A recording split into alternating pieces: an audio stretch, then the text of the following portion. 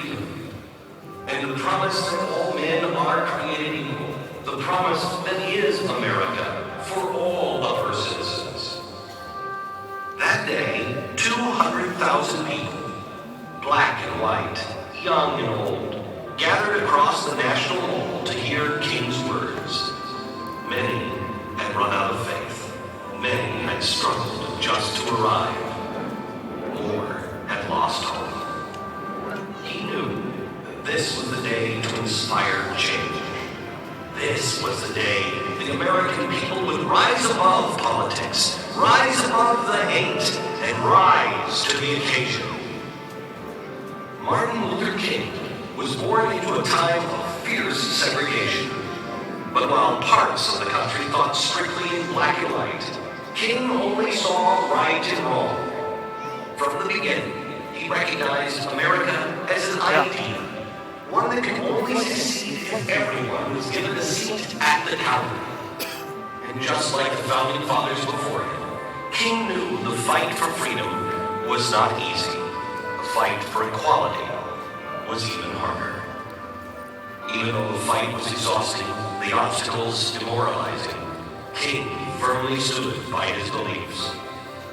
In the process of gaining our rightful place, he said, we must not be guilty of wrongful deeds. Let us not seek to satisfy our thirst for freedom by drinking from the cup of bitterness and hatred. Love, he preached, was the only way to invoke real change.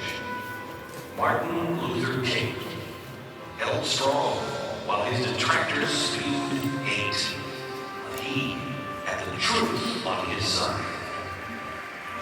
When he was told to be patient, he said, I have too little time. When jailed for protesting non-violently, he wrote, injustice anywhere is a threat to justice everywhere.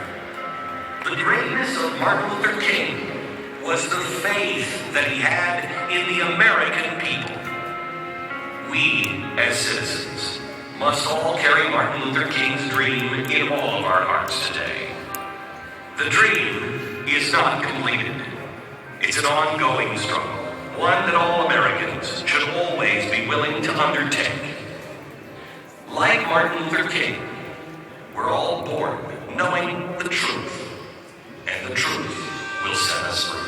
On August 28, 1963, Dr. Martin Luther King awoke our nation's collective consciousness. His message, look at the content of a man's character, not the color of his skin. His dream is the American. Woo!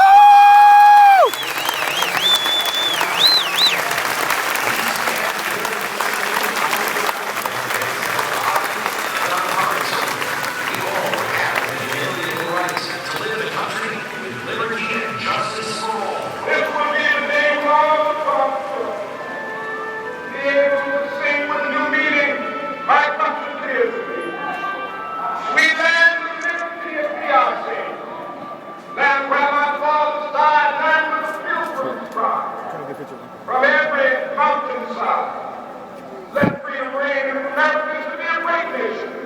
This must become true.